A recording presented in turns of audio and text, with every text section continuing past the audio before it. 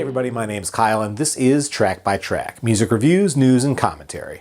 Thanks for tuning in today, and if this is your first time here, please take a second to click subscribe so that you won't miss future reviews and more. What a landmark year 2020 has turned out to be. For many reasons, of course, but in the context of this channel, I'm talking about the music.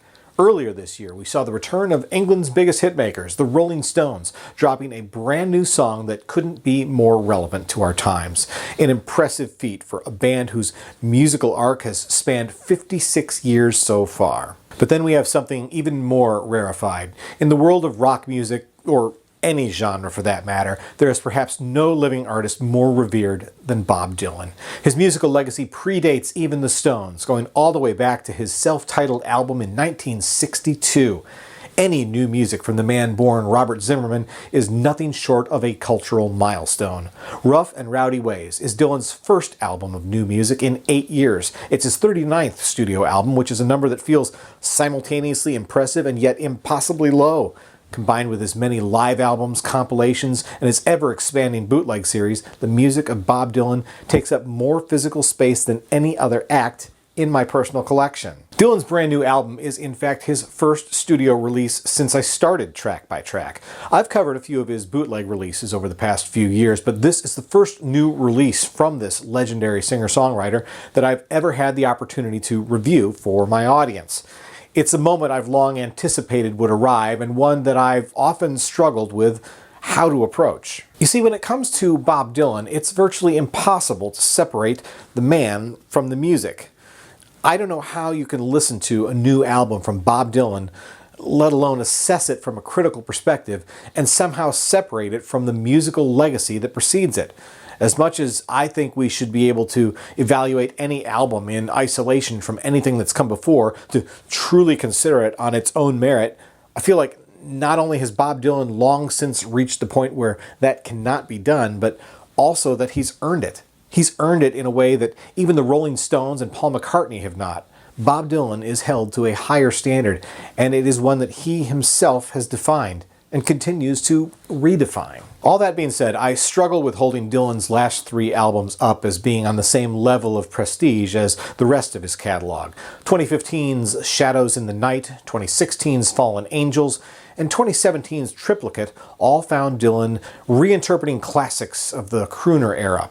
It's a move we've seen many aging rockers make, Rod Stewart being perhaps the most commercially successful in his attempt. It's a concept that has become predictable and cliche at this point, so it was a bit surprising to see Bob Dylan appear to be following that or any trend, let alone for 3 consecutive albums. I was starting to fear that Dylan had run out of original things to say, a concern that was bolstered by the not unfounded accusations of plagiarism he faced for his Nobel Prize lecture just 3 years ago.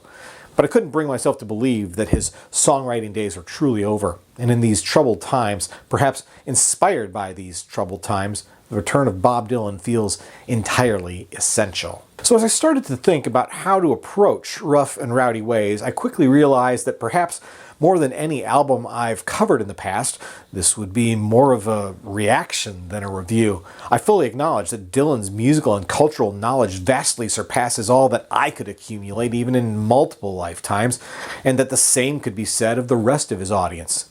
We would all be naive to believe that we fully understand and appreciate his work when the complexities of it are so much deeper than we realize.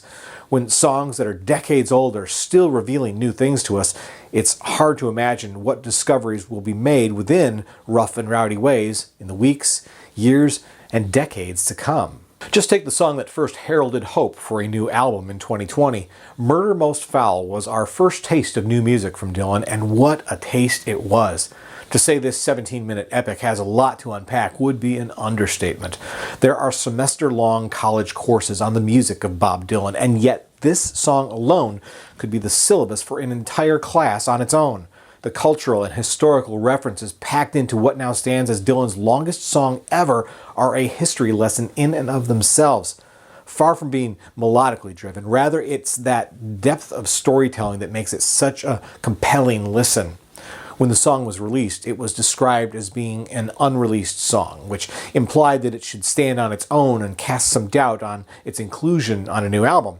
Now, in spite of the fact that it finds its official release among the new song cycle of Rough and Rowdy Ways, Dylan shrewdly puts the track by itself on a second disc on double CD and vinyl.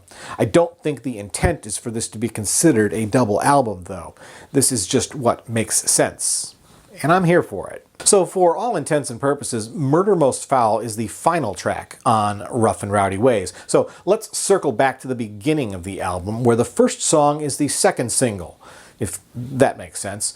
I Contain Multitudes is a curiosity to me. First of all, it's a surprising choice to open the album with a song that's so musically mellow. But knowing that Dylan likes to mix things up considerably in a live setting, I would not be surprised if this song takes on a more upbeat character in concert. Listening to the lyrics, I can totally hear how it could easily go there. This is a deceptively aggressive song, one of Dylan's most playfully boastful tracks I can think of. The level of braggadociousness here is the kind of thing you might expect to hear in a rap or hip-hop song. But of course, Dylan's cultural and, in this case, literary references are on a level songwriters of any genre could scarcely touch. Dylan's character on False Prophet isn't too far removed from his persona on the previous track. There's still a lot of lyrical posturing going on, but there's a sexy, dirty swagger to the music that speaks even louder than the words. You can thank 50s blues singer Billy the Kid Emerson for that. Dylan borrows liberally from Emerson's 1954 single, If Lovin' Is Believin', for this gritty, bluesy, burlesque number. It's the kind of song that's perfectly suited to Bob's gravelly vocal style. Next on My Own Version of You, Dylan gets pretty dark. The song tells the story of a man whose answer to the loneliness he feels after his lover has left him is ripped from the pages of Mary Shelley's Frankenstein. Over the course of this deliciously eerie 6-minute shuffle, we hear tales of trips to the morgue to harvest body parts in order to bring someone to life, but with, quote, decency and common sense. Just like the classic horror story that inspired the song, Dylan's mad doctor merely awaits a bolt of lightning to jumpstart his creation to life. Does it work? We don't really know. And that highlights one of the things that occasionally bother me in some of Dylan's songwriting. In songs like My Own Version of You, he describes a scene and a character in vibrant detail, and he gets us invested in what's going on. But then there's no closure. We get the setup for a story that has no ending. In this case, we have this morbidly romantic setup that begs for that final spark. I don't need a happily ever after here, but I crave what feels like a missing stanza. Moving on to a more traditionally romantic ode, we get the gentle waltz of I've made up my mind to give myself to you. Although this tender ballad touches on many common tropes of the love song, it leans a little too hard into those cliches, which is a bit more glaring following the more unusual themes of the previous song. Next on Black Rider, we get another interesting character profile. It isn't entirely clear who this Black Rider is, but his identity certainly seems steeped in mythology. Is he the Grim Reaper? Perhaps. An assassin? Maybe. The sparse instrumentation plays further into the foreboding feeling of the song while also having a hint of spaghetti western flavor. There's a minor detail in the song that I love, and it's the faint snare hit that quietly pops up a few times. It's the only percussion on the track, and it really provides a haunting aspect to the story. All right, now it wouldn't be a Bob Dylan album without a straight-up 12-bar blues stomper, and that's exactly what Goodbye Jimmy Reed delivers. Dylan has often paid homage to his blues heroes in his music, and does so by name here. On an album full of clever lyrics and unexpected turns of phrase, this song has a few of my favorites, including the euphemism, I can't play the record 'cause my needle got stuck. It's great stuff, and one of the highlights of this album for me. Speaking of traditional musical forms, Mother of Muses finds Dylan exploring 19th century Americana and folk. Similar to Black Rider, there's more than a hint of Western flair to this pseudo-campfire song. It actually reminds me a bit of Mark Knopfler as well. There's a number of historical and cultural references in the song, but Dylan wisely keeps them restrained and in character. Callouts to The Godfather, Scarface, and Indiana Jones on previous songs would have felt jarringly out of place here, whereas nods to Elvis and MLK feel appropriately reverent. Crossing the Rubicon is the second of two 12-bar blues numbers on Rough and Rowdy Ways. The tempo is a bit slower and more sultry here, feeling like a spiritual sibling to not just False Prophet from early in the track list, but also Leopard Skin Pillbox Hat from the classic Blonde on Blonde album. Once again, Dylan does some amazing scene setting here, taking on the persona of an aging conqueror. A conqueror of war, a conqueror of love. Either way, he is the voice of great experience, and I both hear and feel it most in the croak of his off-mic "Oh Lord" late in the song. Once again, it's a small moment that says so much more than the words themselves convey. The last track on Disc 1 is Key West, Philosopher Pirate, a song that at 9.5 minutes would have been considered epic on any album that didn't already include a 17-minute ode to JFK. It's a song that surprised me for multiple reasons. First of all, a good 3/4 of the song are essentially a love letter to the title location, a place I'll admit wasn't on my radar as being such a strong inspiration to Dylan. Maybe some of you Dylan aficionados can enlighten me on that. I was also a bit surprised by the narrative arc of the song. It opens with the song's protagonist relaying a story of hearing news of President McKinley's assassination on a so-called pirate radio station broadcast, the signal reaching Key West from all the way in Europe. From there, the song essentially becomes a travel brochure extolling the virtues of this island paradise. And just when I'm sold, just when I'm ready to pick up and head south to follow in the footsteps of Harry Truman and Ernest Hemingway, Dylan takes a left turn into a story about being forced to marry a prostitute at the age of 12. So that was unexpected. Still, there's an undeniable beauty to this song that I can only assume mirrors the location of its inspiration. Which brings us back full circle to Murder Most Foul, either the final track on the album or a bonus track, depending on how you want to look at it. Honestly, by the time I get to the end of Key West, I feel pretty satisfied with the arc the music has taken over the course of those 9 tracks that make up Disc 1. That disc feels complete in and of itself. I'm perfectly okay stopping there, just as I'm okay listening to Murder Most Foul on its own. In fact, I'd go so far as to say I prefer it that way. Murder Most Foul strongly stands on its own as a complete and solitary listening experience, and breaking it apart from the confines of an album seems to give the piece the status and weight it deserves.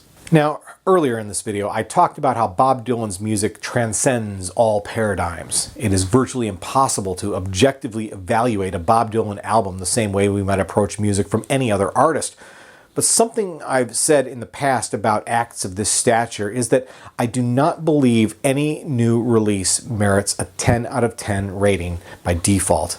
The saying goes, absence makes the heart grow fonder. And in Dylan's case, we've had an absence of 8 years when it comes to new music. I believe that absence, coupled with his unquestionably exalted status in the cultural pantheon, played a dominant role in the avalanche of 5-star reviews this album has been awarded by seemingly every major publication, music or otherwise. I'm always wary of universal praise, especially when it borders on hyperbole. Just because an artist is a master does not mean everything they create is a masterpiece. Bob Dylan is no exception. When I created and defined this channel's 10-point rating scale, I tried to take exactly this kind of thing into account. If I was to follow the lead of so many other critics granting perfect ratings, a 10 out of 10 by my definition would mean I was ranking this album among the very best of all time. That's an honor I'd bestow upon several Dylan albums, including the aforementioned Blonde on Blonde and Blood on the Tracks. I cannot in good faith lift this new album to that level of stature, nor should anyone. Taking a step down from a perfect 10, a rating of 9 would be what I consider to be an artist's masterpiece. It would be an album that represents the pinnacle of an artist's career. Again, within the span of his 39 studio albums, there are several I'd rank so highly. But I don't think this album quite achieves masterpiece status. Rather, where it falls on my scale is excellent. There's no question in my mind. This is an excellent album, one of the best of the year, and an extremely strong entry in Dylan's wildly impressive and expansive discography. For me, it earns a level of high praise I've bestowed upon few other albums, a ranking I don't take lightly. That's why I'm giving Rough and Rowdy Ways by Bob Dylan an X rating of 8 out of 10. It's yet another great set of songs from an artist that continues to be an essential voice in music even after nearly 6 decades. Welcome back, Bob. Once again, my name's Kyle, and this has been Track by Track. If you like this video, please be sure to give it a thumbs up, plus check out some of these other videos below that I think you might also enjoy. And of course, be sure to click subscribe, because true music fans always want new releases the day they come out. Thanks for watching, and I'll see you next time.